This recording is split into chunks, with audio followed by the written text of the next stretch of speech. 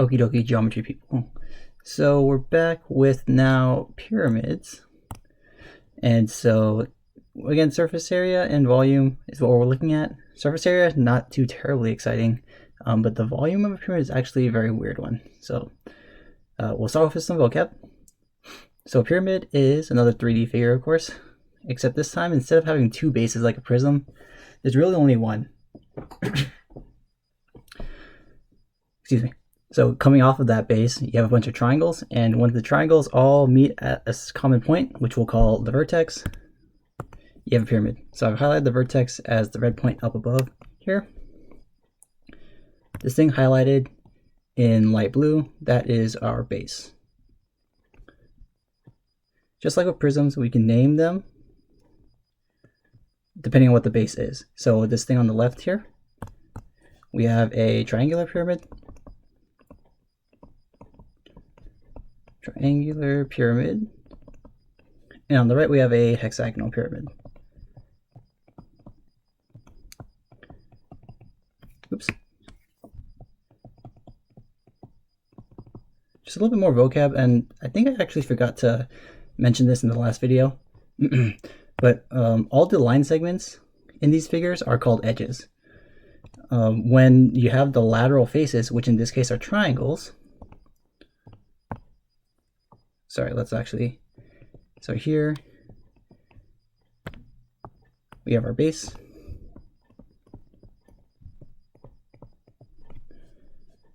Our lateral faces are the triangles now.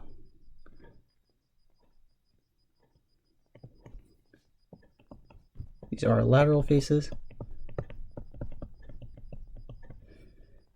These things right here, which I'll highlight in, I guess, yellow, these are edges.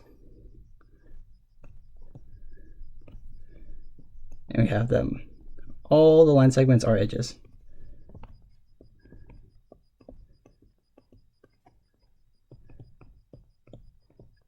Where our lateral faces are, where they meet, those are called lateral edges. Again, just a little bit more vocab. Okay. The thing here that I highlighted in red, or drew in red, that's going to be the height of the triangle, or sorry, the height of the pyramid, which of course you're going to need to find the volume. We'll get to that in a minute. Okay, just a little bit more is that we have special kinds of pyramids, and this one's weird because with pyramids, actually with all 3D figures, your life gets a lot more complicated when the figure is not regular. So in this case, we're mostly going to be looking at regular pyramids. Now, what is a regular pyramid?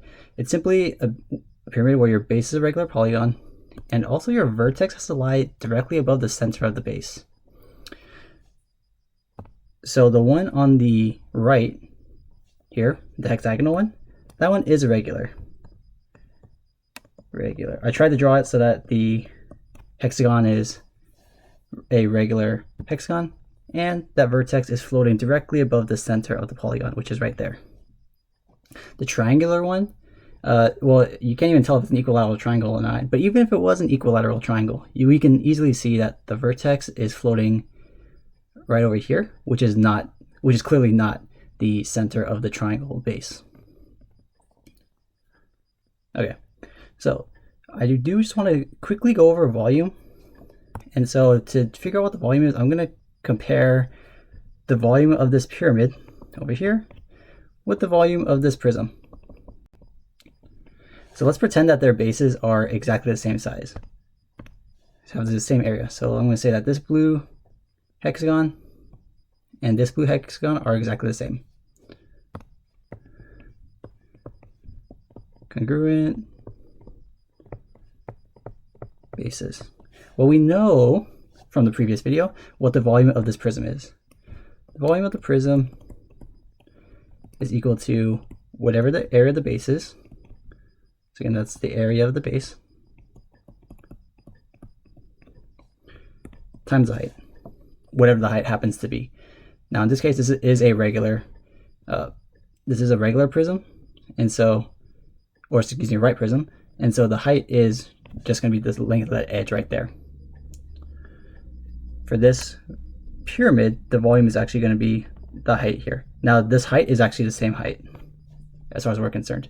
So, or specifically for this example. So you can really imagine that a pyramid is simply a prism where you've taken the top base and then drawn and pulled all the vertices in right into the center. I don't think it's too hard to see that the volume of the prism is clearly bigger than the volume of the pyramid. The question is how much bigger. Now, I don't want to go over the proof in this video because technically speaking, I guess you don't really need to know that. But in the next video, I do want to show you where this comes from. Because it turns out that the volume of this pyramid is actually just the base times the height. Starts off very similar to the prism. But you just need to take a factor of 1/3 and add that in there as well. And so it turns out that this pyramid is exactly 1/3 the volume of this prism here. Again, where does this come from? We will work that out in the next video.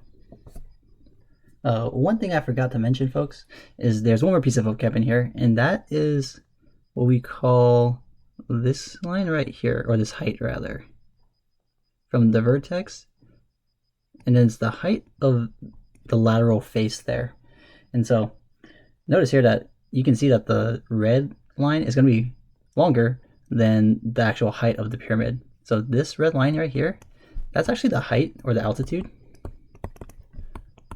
of the lateral face, that triangle right there. That's got a special name, and that's going to be called the slant height here. It's called slant height because, well, you can see it's slanted, whereas the height of the actual pyramid is straight up and down. So the slant height here, and that's often denoted L.